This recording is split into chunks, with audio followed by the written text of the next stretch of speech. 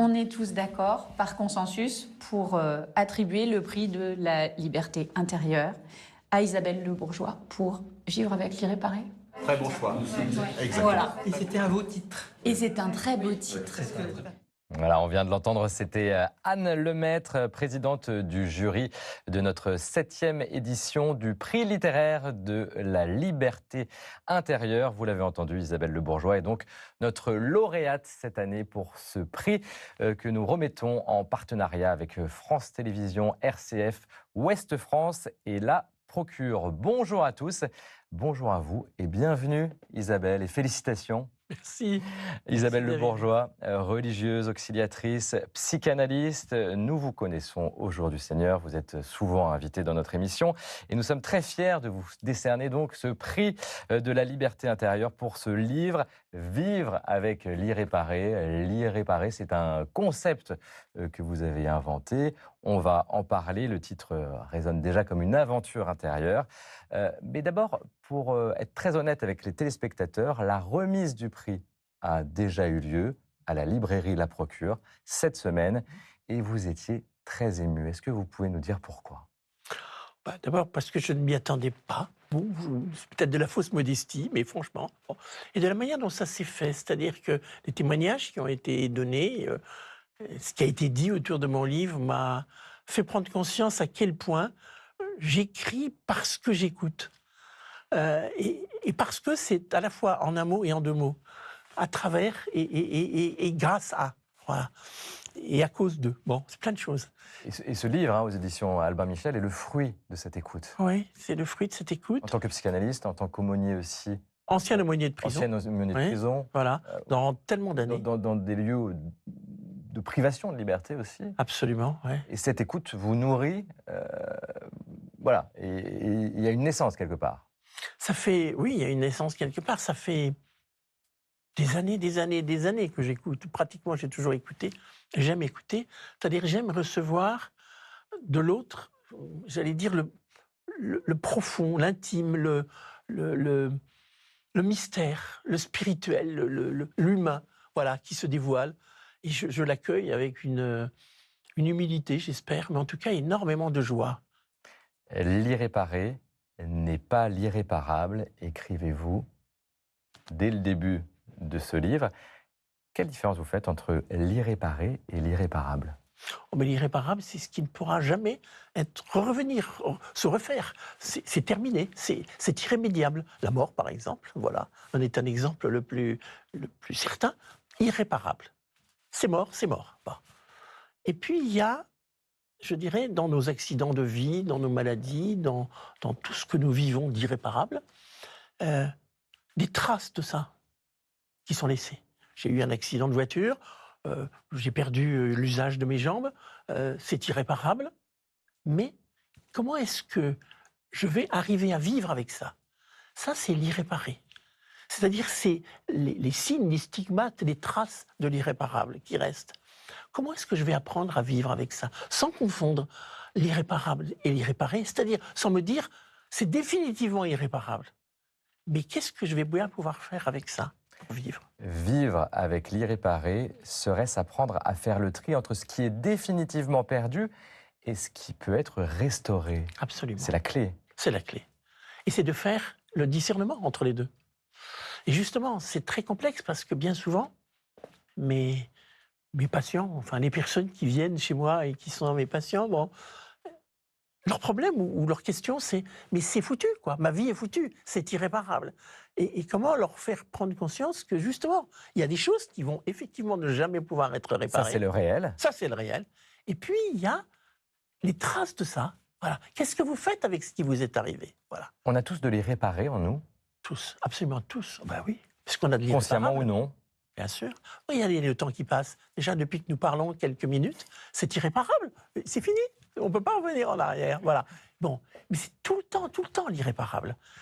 En revanche, c'est irréparé. Est-ce que nous avons conscience de la trace justement que ça laisse en nous ? De l'amertume, de la colère, de la tristesse, de l'incapacité à j'allais dire, à traverser la déception, la souffrance. C'est ça dont il faut prendre conscience. Enfin, moi, il me semble, hein, et à travers tous ceux que j'entends, CEUX et celles voilà, que j'écoute, eh bien, j'essaye d'entendre ça. C'est-à-dire, attendez, mais c'est pas fichu. C'est pas fichu. La promesse de vie que nous avons chacune reçue, elle continue sa vie. Voilà. On va évoquer cette promesse juste après un reportage, puisque je vous propose maintenant de plonger au cœur de ce jury 2024 du Prix de la Liberté Intérieure qui vous revient donc cette année pour ce très beau livre, en partenariat, je vous le rappelle, avec France Télévisions, Ouest France, RCF et la librairie La Procure. Pour cela, nous prenons la direction de la bibliothèque du Saulchoir dans le 13e arrondissement de Paris cette semaine. Regardez. Un jury de prix littéraire, faut pas croire, la première heure, ça ressemblerait presque à un match de boxe. Je trouvais qu'on était en dehors de la thématique. Je m'y suis pas retrouvé en fait. Si on retient juste dans prix littéraire de la liberté intérieure, le littéraire pour moi c'est lui en fait. Très beau bouquin que j'ai bien aimé, mais je pense que ça ne remplit pas le cahier des charges. J'aurais tendance à dire comme ça. Par contre, je suis absolument pas du tout d'accord. Celui-là, j'ai pas aimé. Et puis un livre où il faut sortir le dictionnaire toutes les 2 pages, pour moi c'est rédhibitoire. Quoi. Enfin bon, c'est le début du fight. Voilà. Et certains participants représentent un peu plus qu'eux-mêmes. Alors je représente 31 détenus de 12 établissements différents qui ont lu les 7 livres et qui ont voté. La vraie liberté, je pense que c'est quelque chose de beaucoup plus subtil que ce qu'on a tendance à imaginer quand on n'en est pas privé. Voilà. Des personnes détenues découvrent une autre forme de liberté. Dans les pages d'un livre, par exemple. À un moment du débat, un titre commence à faire consensus. J'en ai profité, et puis voilà, et puis il raisonne. De fait, il peut pas ne pas raisonner, c'est sûr. En fait, La question de ce qu'on aimerait être, est-ce qu'on est véritablement accepter qui on est, je trouve que c'est une idée magnifique. On n'est pas enfermé dans une espèce de fatalité, quelque chose de très subtil, mais en même temps, elle ouvre plein de pistes. Pour pas désespérer. Vraiment, je trouve que c'est très intelligent, c'est très fin, et puis encore une fois, c'est, je pense, accessible à tous. De voir chaque matin comme une possibilité de dépasser l'irréparé. Vraiment un livre plein d'espérance. Ce qui m'a touchée particulièrement dans ce livre d'Isabelle Le Bourgeois, c'est la possibilité sur laquelle elle insiste d'exister avec la totalité de ce qu'on est et de ce qu'on a vécu, de pouvoir vivre avec nos blessures, de ne pas se dire parce que j'ai été blessée, parce que j'ai vécu telle chose, je ne peux que survivre. Ça va un peu à l'encontre d'une résilience mal comprise où il faudrait toujours tout surmonter. Elle nous dit non, vous êtes entier avec vos blessures, vous êtes constitué de vos blessures, vous êtes constitué de vos traces, et vos traces sont aussi un chemin pour aller plus loin. Fin du match, il ne reste plus qu'à prévenir le vainqueur. Oui, allô ? Oui, Isabelle Le Bourgeois ? C'est elle-même, bonjour. Bonjour, c'est Anne Lemaître à l'appareil. Oui. Oui, voilà. Bonjour, je vous appelle parce que je suis avec l'ensemble des jurés du prix littéraire de la liberté intérieure. Et voilà. Vous me voyez venir et c'est tombé sur vous, figurez-vous. Voilà. Bravo à vous. Oui, c'est tombé sur vous cette année. Isabelle, j'ajoute aussi les félicitations d'Alexandre Jardin, le parrain de ce prix de la liberté intérieure. Voilà ce qu'il vous dit. Vous avez transformé l'irréparable en une matière vivante où chaque lecteur est invité à trouver sa propre lumière malgré les ombres. J'aimerais revenir sur ce que dit la présidente du jury et lauréate l'an dernier, Anne Lemaître. Elle parle très bien de votre livre. En fait, vous nous dites qu'il faut apprendre à vivre avec ses blessures, contrairement à ce qu'on peut entendre avec ce mot résilience, peut-être mal compris à la mode, comme si on pouvait repartir tout le temps à zéro. Mais ce n'est pas possible, Isabelle. Enfin, pour moi, ce n'est pas possible, en tout cas. C'est presque mécaniquement pas possible. Alors, sûrement. Mais moi, enfin, dans ce que j'entends, mais peut-être j'entends mal, mais alors ça fait des années que j'entends mal, bon, mais je n'ai jamais entendu qu'il soit possible de vivre sans assumer la totalité de qui nous sommes. Voilà, c'est comme ça. Et les blessures vont avec. Mais bien sûr. Et quand j'étais à la prison comme aumônier, et j'ai fait ça quand même quelques années, eh bien, la vraie liberté qu'ils découvraient, c'était la liberté d'assumer profondément qui ils étaient. Voilà. C'est très intéressant. Nous ne guérissons Jamais complètement, mais nous pouvons apprendre à vivre avec ce que la vie a fait en nous. Absolument. Même en prison, finalement. Surtout, ce lieu-là révèle ça, encore plus qu'ailleurs. Et c'est vrai pour tout le monde. C'est vrai pour tout le monde. Mais nous avons nos prisons intérieures. Nous en avons des tonnes, mais nous ne savons même pas. Eux, au moins, les murs redéfinissent ça, disent à quel point nous sommes emprisonnés. Bon. Et ne pas les nier, ce n'est pas être foutu. Mais évidemment. Mais nous ne sommes pas foutus à partir du moment où nous acceptons d'être qui nous sommes, ombre et lumière. Je pense que j'essaye de le dire d'ailleurs tout au long de ce livre, à quel point nous sommes traversés de tout ça. Et qu'on a envie évidemment de mettre l'ombre à côté, hein, loin, ça ne nous plaît pas. Cette partie de nous-mêmes un peu, voilà. Elle fait peur. Elle fait peur, en complicité avec le mal, la Maëlle, en complicité avec quelque chose qui est, enfin, dont on sent que c'est quand même pas le plus beau de nous. Bon. Mais c'est là. C'est là. Je partage ça avec l'ensemble de l'humanité. Consentir au réel. Consentir au réel. Et consentir à vivre avec ces blessures-là n'est pas nier la capacité que nous avons à vivre. Au contraire. Au contraire. Je crois que nous avons en nous des forces, des points d'appui insoupçonnés qui ne demandent qu'à entrer en action pour nous aider à retrouver une forme de liberté joyeuse, à être nous-mêmes. Ça, c'est la bonne nouvelle de votre livre. Oui, joyeuse. Moi, c'est ça qui m'intéresse, c'est quand, au terme d'une analyse, d'une thérapie, bon, les patients repartent en étant heureux d'être eux. Comment on actionne cette force en nous? Il y a mille et une manières. Il y a mille et une manières, oui, là, il y a mille et une manières. Mais elle existe, cette force. Mais bien sûr, elle existe. Et moi, je suis, comment dire, passionné d'essayer de permettre aux gens de la retrouver. Voilà. Vous utilisez aussi une image très forte. Évidemment, vous êtes religieuse, vous êtes chrétienne, vous parlez de vous, de votre foi dans ce livre. C'est un livre vraiment personnel. Et vous utilisez cette image de Jésus qui est crucifié sur la croix, qui a des stigmates, même ressuscité. Ça veut dire que même en Jésus, il y a de l'irréparé. En tout cas, moi, c'est ma lecture. Parce qu'on en fait souvent la lecture, et elle n'est sûrement pas fausse. Bon, tu vois, Thomas, c'est bien moi, hein, j'ai les trous au bon endroit, donc tu vois bien que c'est moi. Mais ça, c'est pas suffisant, ça, c'est comme des preuves dans un roman policier, quoi. Hein, bon. Mais tandis que, pour moi, c'est beaucoup plus profond que ça. C'est-à-dire que je ressuscite avec les traces de l'irréparable. Il y a eu de l'irréparable dans ma vie. Je suis mort, crucifié sur la croix. C'est de l'irréparable, voilà. Eh bien, je garde les traces de ça sous forme d'irréparé. Et c'est avec ça que je ressuscite. Et c'est avec ça que nous allons tous ressusciter. Et ça va même, c'est une bonne nouvelle, mais ça devient même une promesse. L'irréparé, en tant que non encore réparé, inscrit une espérance au cœur de ma vie. Ça veut dire qu'il y a une promesse pour vous, presque divine, quelque part dans cet irréparé qui est en chacun de nous. Alors, c'est pas presque divine, elle est complètement divine. C'est-à-dire qu'en fait, c'est la promesse depuis le début. Hein. Dieu vit que cela était bon. Pour moi, ça, le chapitre 1 de la Genèse, c'est incontournable. C'est la promesse. Dieu vit que cela était bon. Alors, il voit que c'est bon. Et puis, ça se déroule pas si bien que ça, quand même. Hein. Bon, j'essaye de faire quelques petites affaires là-dedans, autour. Bon, le lecteur lira. Bon. Mais au terme de ça, la promesse demeure. Elle est toujours là.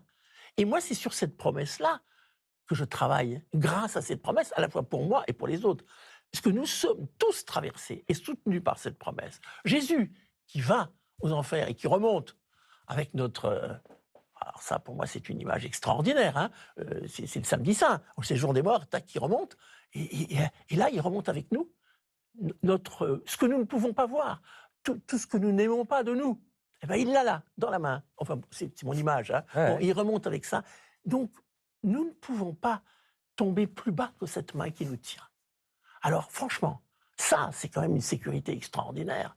Avec de l'irréparé dans cette sécurité-là, quelque part aussi. Ça va dans les deux sens. Mais bien sûr. Mais il nous dit lui-même, c'est pas grave d'avoir de l'irréparé. La preuve, j'en ai, moi.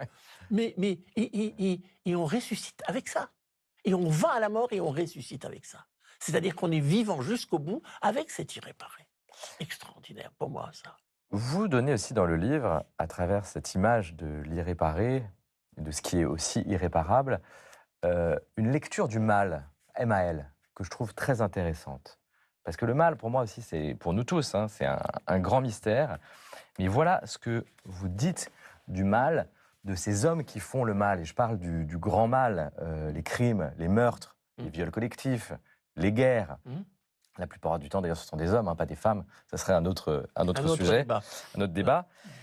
Mais qu'y a-t-il dans leur tête, écrivez-vous? Ou plutôt, devrais-je écrire, qui y a-t-il? À n'en point douter, c'est dans cet écart orthographique que réside l'abysse de la question, car pour eux, et ça c'est important, à l'évidence, il n'y a personne qui puisse être reconnu comme un humain. Ils n'ont pas accès à cette reconnaissance, ni pour les autres, ni pour eux-mêmes. Ça veut dire que dans ces personnes infréquentables, entre guillemets, il y a aussi de l'irréparé. Alors ça, c'est évidemment, mais... Puisqu'il y a un manque. Bien sûr. Humain. C'est tellement difficile d'aller le chercher, d'y croire, de le regarder comme tel. Vous savez, l'assassin, c'est facilement mis du côté du très méchant, et puis c'est fini, il a fait, c'est terminé, on n'en parle plus, voilà. Bon, regardez, je vais dire quelque chose qui peut-être va choquer, bon, mais qui pour moi est extrêmement important. Quand il y a un crime, quelque part, bon, et notamment ce jeune homme qui, avec sa moto, a tué cette petite fille. Bon, sur le passage piéton. Sur le passage piéton. C'est terrible pour la famille de la petite fille, c'est terrible pour cette petite fille, mais c'est terrible pour le jeune homme aussi. Sa vie est foutue. C'est-à-dire que qui va aujourd'hui se demander, cet irréparé en lui, comment on va l'aider à soigner ça pour qu'il puisse vivre? Parce que ça fait 2 vies foutues. Voilà. Mais en fait, la vie du jeune homme, elle passe derrière la vie de la petite fille. Et je ne voudrais pas choquer en disant une chose pareille. Hein. C'est tellement important et je respecte profondément, évidemment, les parents de cette petite fille. Enfin, c'est tellement évident. Hein. Bon. Mais il ne faut jamais oublier le reste. J'ai trop vécu à la prison des écoutes profondes comme ça, pour me dire, attention, lui aussi, il a besoin qu'on écoute son irréparé maintenant. On va aller maintenant justement, Isabelle, dans ce milieu carcéral, car parmi le jury qui a choisi votre livre, on l'a vu, hein, il y avait un aumônier qui a porté le vote de 31 détenus issus de 12 établissements pénitentiaires en France. C'est quand même, voilà, c'est pas rien ce qui s'est passé dans ce vote, car le livre est un chemin de liberté intérieure, hein, pour celles et ceux qui purgent des peines de prison, parfois de longues peines, comme à la centrale de Saint-Martin-de-Ré, sur l'île de Ré, dont Laurence est aumônier. Regardez son témoignage.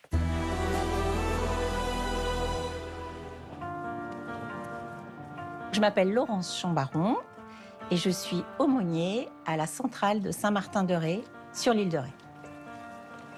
Il y a entre 360 et 380 détenus et nous, on en suit à peu près une 50aine. Par le biais de la spiritualité, on est un des liens avec le dehors. Ce temps de partage, ce temps de communion, c'est très très fort, et entre nous et eux, et entre eux. Ces personnes m'apportent beaucoup. Elles ont fait évoluer ma foi. Je me retrouve dans la religion catholique, enfin, parce que il y a des moments où je m'y trouvais plus, je m'y retrouvais plus. L'an dernier, on nous a proposé de faire partie du jury du prix du Jour du Seigneur, Liberté intérieure. Il y a une dizaine de personnes qui m'ont dit « Ok, on marche ». Ce qui est drôle, c'est qu'ils ont lu les livres, ils ont fait des commentaires, ils ont élu un livre, et c'était le bon. Ils sont très fiers, ils sont très très fiers, très étonnés que leur avis compte et que l'extérieur s'intéresse à eux. Je crois que c'est ça le plus intéressant. Le dehors s'intéresse à eux. Et puis il y a le sujet de la liberté intérieure, le sujet de leur vie. Il y a souvent des livres sur le silence, sur la spiritualité. C'est tout ce qui les intéresse, hein. Ils lisent pas les mots des uns derrière les autres. Vous verriez les commentaires qui sont faits. On sent qu'ils ont lu et qu'ils ont compris et qu'ils se sont vraiment investis dans une lecture active. Dans les commentaires, là, il y en a un qui dit « nous montre que l'on doit rester ouvert, donne envie de rester en vie ». Un livre qui donne envie de vivre. Ça nous montre que chaque humain est différent, que certains sont irrécupérables et que grâce à la foi, on peut avancer. Je pense que c'est vraiment le mot liberté intérieure, c'est important. Ils ont besoin de rêver, mais dans leur tête. plus que d'aller dehors parce qu'ils savent qu'ils ne peuvent pas sortir. Comment, Isabelle, vous réagissez à ce que dit Laurence, vous, l'ancienne aumônier de prison? Moi, je me retrouve complètement dans ces propos. Ce qui est extraordinaire, c'est comment passer de l'irrécupérable au récupérable, c'est-à-dire de l'irréparable à l'irréparé. C'est ça, c'est ce mouvement-là. C'est ce mouvement, et c'est que ça. Si on est aumônier de prison, c'est parce qu'on croit en ça. Sinon, c'est pas la peine. Enfin, je pense. Hein. Bon. Et si on est d'une manière générale écoutant, profondément, plus largement, ça ne peut être que ça. Ou bien alors, c'est que de la technique et on s'en fiche complètement et ça n'a aucun intérêt. J'aimerais citer un détenu qui a lu votre livre, qui a aimé votre livre. Voilà comment il parle de votre livre. Ce livre pourrait être une caisse à outils dans laquelle des victimes pourraient y trouver des bons outils pour tenter de réparer l'irréparé. Et pour les agresseurs aussi, ce livre pourrait également être une caisse à outils dans laquelle ils pourraient y trouver une prise de conscience de leurs actes, non pas pour vivre avec, mais pour s'en libérer afin d'éviter de les renouveler. Si seulement. Si seulement. C'est pas toujours possible. C'est très compliqué. Vous savez comment est tortueuse l'âme humaine? Il y a à la fois la volonté de guérir, et puis il y a quelque chose en nous qui résiste à ça. C'est très difficile quand on est écoutant comme moi, d'être face à ça de temps en temps. C'est-à-dire de sentir à quel point on peut résister à la vie. Et que j'entends des gens qui résistent à la vie, et qui ont du mal à concevoir qu'ils pourraient devenir des vivants, vraiment. Comment entraîner les gens, enfin entraîner, ou leur donner le goût de ça, sans les violenter, hein, tout en respectant, j'allais dire, cette espèce de difficulté que certains ont à vivre. Parce que ça aussi, hein, je vous assure, c'est une vraie affaire. Hein.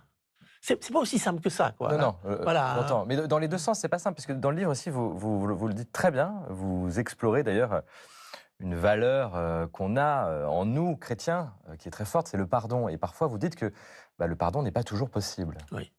C'est important à dire parce qu'il y aurait presque parfois un tabou sur cette question du pardon, comme s'il fallait toujours pardonner. Toujours pardonner, et puis pardonner trop vite, comme si c'était un remède miracle. Vous savez, ça remet à zéro, là aussi. Hein. Voilà, on est content, on a été pardonné, on a pardonné, hop, c'est fini. Bon, il y a des pardons impossibles. Il y a des pardons qui, voilà, c'est Dieu qui se chargera de certains pardons, parce qu'il y en a qui sont totalement impossibles. Bon, et je comprends. À hauteur humaine, on nous en demande beaucoup quand même. Hein. Bon, c'est exigeant la vie, hein. Voilà. Isabelle, dans ce livre, à vivre avec l'irréparé aux éditions Albin Michel, vraiment je conseille aux téléspectatrices et téléspectateurs, vous parlez aussi de vous. Est-ce que vous arriveriez à dire où se situe votre irréparé à vous? Oh là, mon irréparé... À travers l'écoute aussi de tous ces gens que vous entendez. Je crois que mon irréparé, c'est, comment dire, c'est de passer, et c'est souvent de la désespérance à l'espérance. Ouais. Voilà. C'est très compliqué. Il y a des moments où j'en peux plus, quoi. C'est les montagnes russes. Ah oui, il y a des moments où j'en peux plus. Il y a des moments où j'en peux plus d'écouter à ce point, j'allais dire combien la mort et le mal sont présents, forts, costauds, violents dans nos vies, voilà, prennent de la place. Combien ça explose dans le cœur de beaucoup de gens, hein. Bon.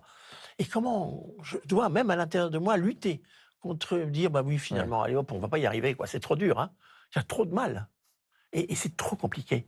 Eh bien, c'est ça peut-être mon irréparé. Mais il y a de l'espérance dans ce livre, ah, en oui, tout cas, oui, Isabelle, ça c'est certain. Ouais. J'aimerais qu'on conclue juste avec les mots du pape François, qui a écrit une très belle lettre sur le rôle de la littérature, notamment dans la formation, des prêtres. Voilà ce qu'il dit. Pour un croyant qui veut sincèrement entrer en dialogue avec la culture de son temps ou simplement avec la vie des personnes concrètes, la littérature devient indispensable. C'est pas une belle manière de conclure? Oui. C'est la vie aussi, la littérature. En tout cas, moi, si j'écris, c'est pour être lu, évidemment, hein, comme ceux qui écrivent, hein, et pour transmettre. Je veux dire que si on ne se nourrit pas les uns des autres, c'est compliqué. Voilà. Merci, Isabelle, pour ce beau témoignage. C'est pas terminé, l'émission se poursuit avec la culture. La culture, chez nous, vous le savez, eh bien c'est Constance de Bonaventure. Bonjour, Constance. Bonjour, David. Bonjour, vous avez vu dans le reportage tout à l'heure, puisque vous avez participé à ce J'ai eu la jury, chance de participer à ce jury. Prix de la liberté intérieure. Bravo encore. Merci. Vous nous proposez ce matin une petite sélection d'expositions. Oui, on démarre avec la réouverture du magnifique musée Jacques Marandré. Alors, après 1 an de travaux, eh bien, ce musée vient d'ouvrir ses portes avec une exposition fabuleuse aux parfums italiens. Alors, si vous ne pouvez pas aller à Rome, ne vous inquiétez pas, c'est la peinture italienne qui vient à vous avec cette expo chef-d'œuvre de la Galerie Borghese. Une 40aine d'œuvres de la célèbre galerie romaine sont exposées donc en ce moment même dans ce beau musée du 8e arrondissement. Ce sont des artistes majeurs de la Renaissance et de la période baroque qui sont très rarement prêtés à l'étranger. En fait, c'est la collection du cardinal Scipion Borghese qui l'avait réunie au XVIIe siècle. Je vous propose de regarder ça en images.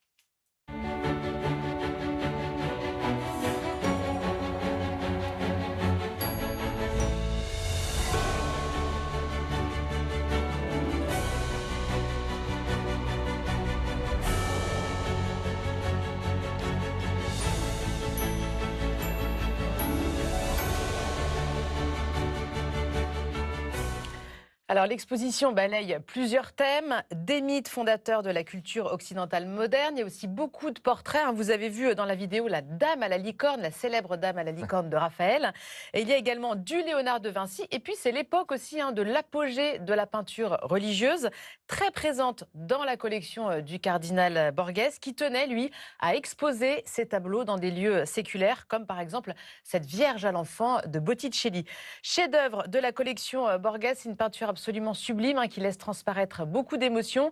N'hésitez pas à vous y rendre, c'est à Paris, au musée Jacques Marandré, et c'est jusqu'au 5 janvier 2025. En voyant ces très belles images, Constance, je me disais qu'il y avait aussi de l'irréparé dans les visages. Parfois, on le voyait physiquement, l'irréparé.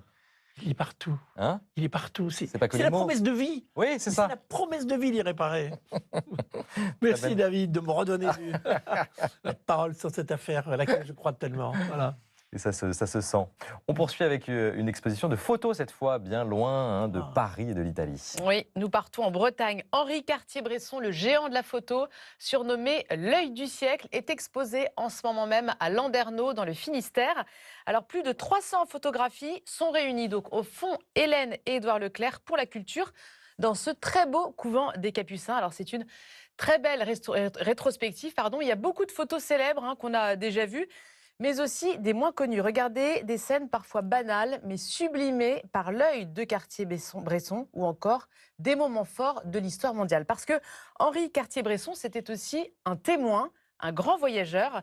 Ces photos racontent par exemple la partition de l'Inde, l'élection de Kennedy, l'Allemagne d'après-guerre ou encore mai 68. Alors c'est une expo qui est très bien mise en scène. En plus, regardez sur cette photo, là il y a des photos de l'artiste lui-même, par exemple, qui sont exposées sur ces photos, sur ces colonnes de couleurs. Et puis il y a également plusieurs vidéos où on peut voir Henri Cartier-Bresson exercer son art et on constate qu'il est toujours en mouvement. Alors ce qui est fou dans cette expo, c'est de voir justement l'ampleur et la diversité de son œuvre. Henri Cartier-Bresson, c'est jusqu'en janvier 2025, au 5 janvier, et c'est au fond Hélène et Édouard Leclerc pour la culture, donc à Landerneau. Ça nous donne envie d'être breton pour pouvoir y aller. Et on poursuit avec le patrimoine, avec une nouveauté cette année, Constance, puisque désormais, chaque dimanche, vous nous emmenez à la découverte de pépites de notre patrimoine religieux, avec chaque mois un thème. Au mois de septembre, nous parlons de la prédication, Constance. Exactement. Alors pour en parler, je vous emmène dans le Morbihan, en Bretagne, au sanctuaire Sainte-Anne d'Auray, au lieu de pèlerinage. Des lieux où la prédication a une place très importante, à tel point qu'à Sainte-Anne, une chaire extérieure spectaculaire a été édifiée, une tribune qui permet aux prêtres de s'adresser aux fidèles. La Scala Sancta, autrement dit l'escalier saint, construite en 1662, elle se trouvait à l'époque juste devant le porche de la basilique. Elle a été déplacée au 19e siècle.